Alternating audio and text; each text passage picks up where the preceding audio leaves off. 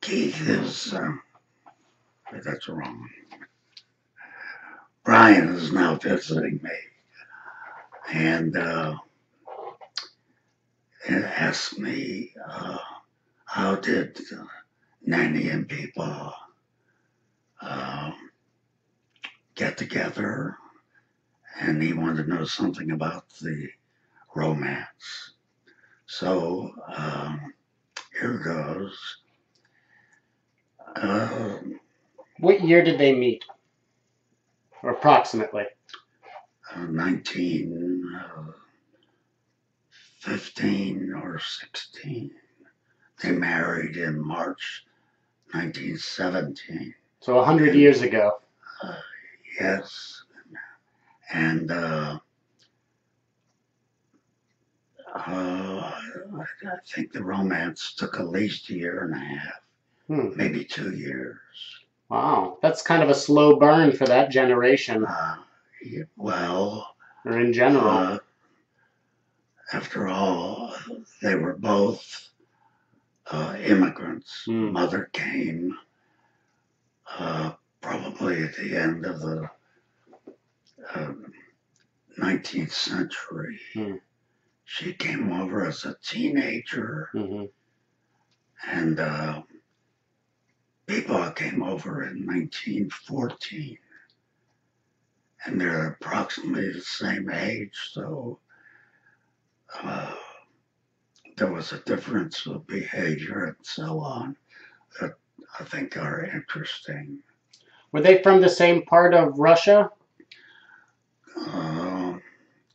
Nanny was born in Romania. Peepa was born in Russia. I see. And they had no contact, of course, until their romance began in Pittsburgh, Pennsylvania. At the time, Peepa was working in a men's store in a small town outside of Pittsburgh. He was really an immigrant, a greenhorn, did not know much English, but he knew enough to sell to the working man, sell shoes and socks and underwear. And the owner and his family sort of took him in and helped him with his becoming an American and so on. At one time he met, I think, Nanny's brother Max, and he said to Dad, "My sister lives in Pittsburgh, and she's a very nice lady, and maybe you'd like to meet her." Peepa was in a way lonely, and I think, if I remember correctly, he was getting pressured by the family that he was living with and working with, that he should marry their daughter. So when he heard about this young lady in Pittsburgh, he took a train and went into Pittsburgh. And I think he was with Max, her brother, and they met. While he was visiting at the moment, the family had dinner or supper, and Nanny set the table and prepared the food that he remembered, served it, and was very accommodating to everybody, and besides, very pretty.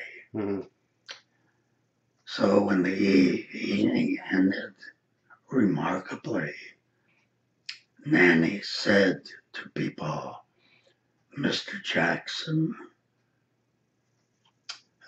anytime you're in Pittsburgh, I would enjoy a visit.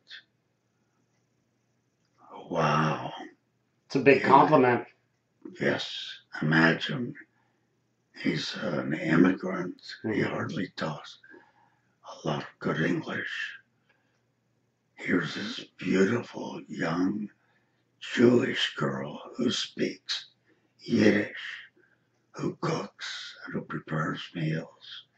And she's asking me to come visit her. And so he did. A week or so passed.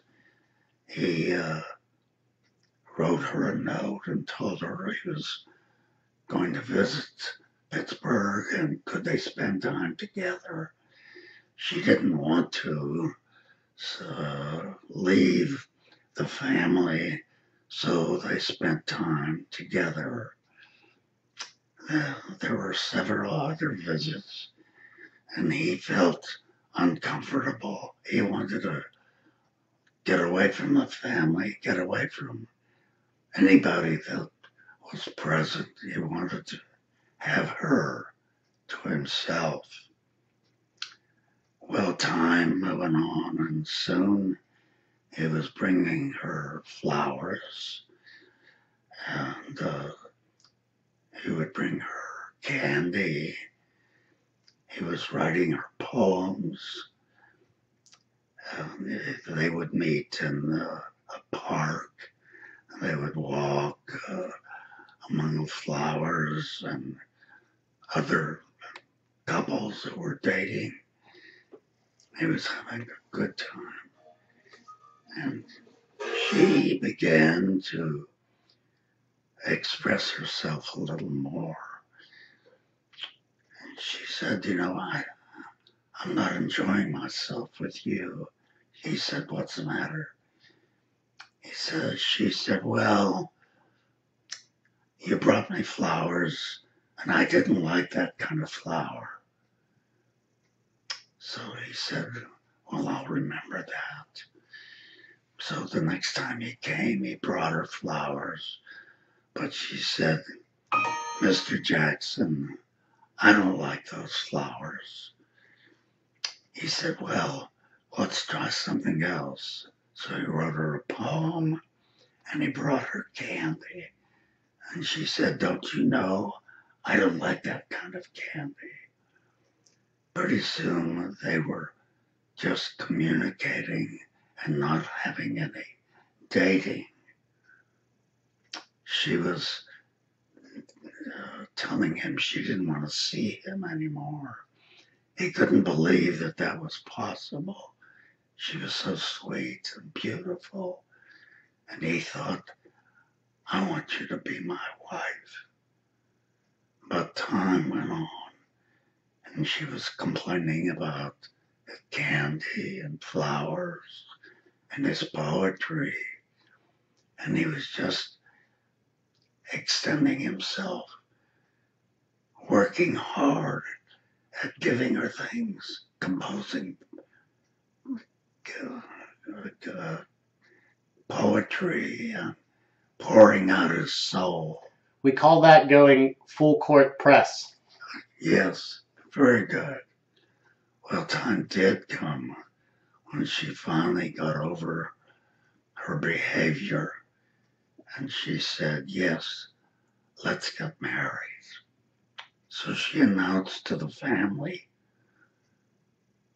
one gathering, she said, Mr. Jackson and I have decided to get married.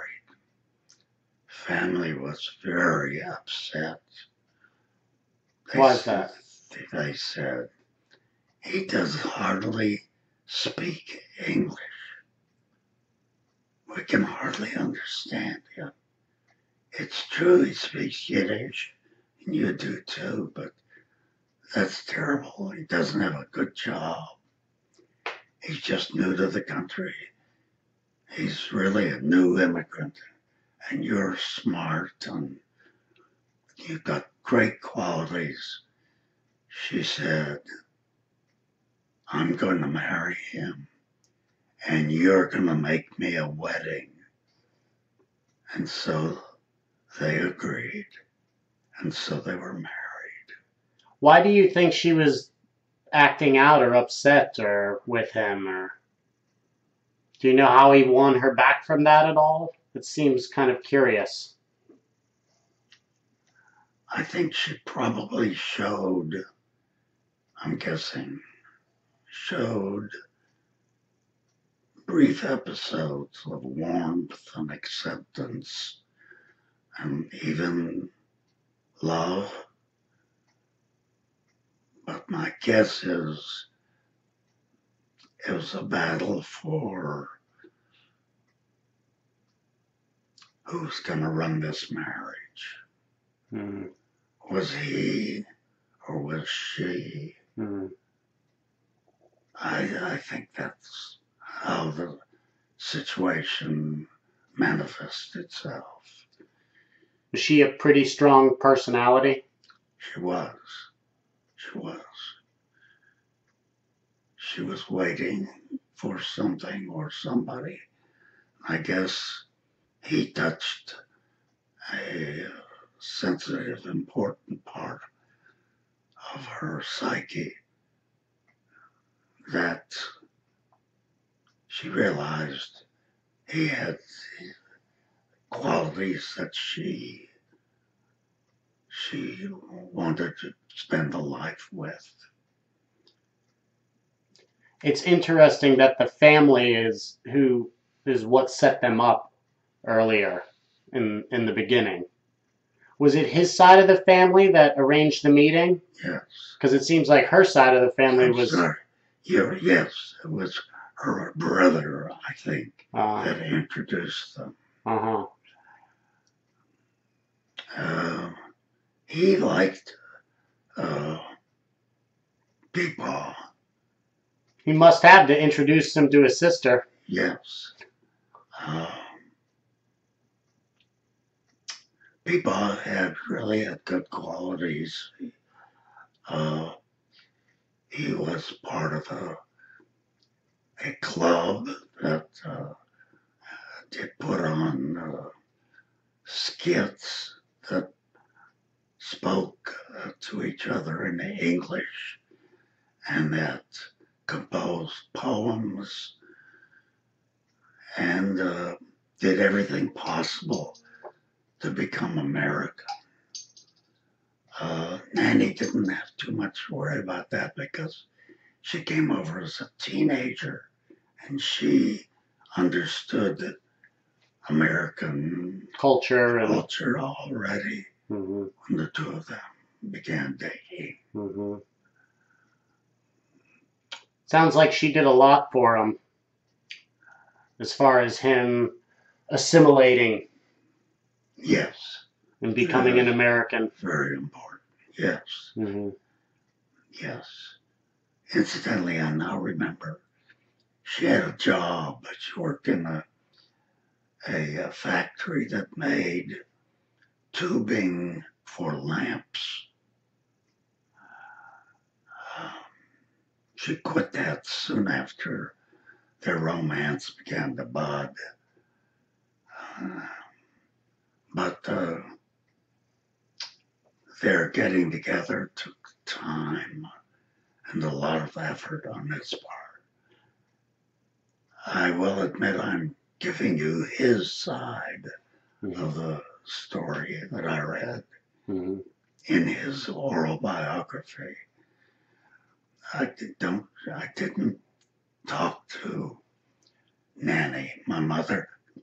I didn't ask her, how did that go? If I did, she probably didn't talk too much or admit too much. That's my feeling about how she would react to what I suggested. Did she usually play it pretty close to the chest in general? Yes, in general, yes. She didn't talk too much about family. I once asked her about Uncle Bill, who was a philanderer. It's her brother? Her brother. She said it was what you would call a playboy. Mm-hmm. When I think of a playboy, I don't think of a philanderer, but that's how she expressed it. And she didn't say he ran around on his wife or he dated other women. So she's put it very gently. He was a playboy. So I think your guess is correct. She was covering for him. But also not lying. She was pretty direct, it sounds like, too. Yeah. Maybe a little discreet. If you read it, read the words. Yes, she was talking directly in a way. Mm-hmm. And Well, so they were married. Yes.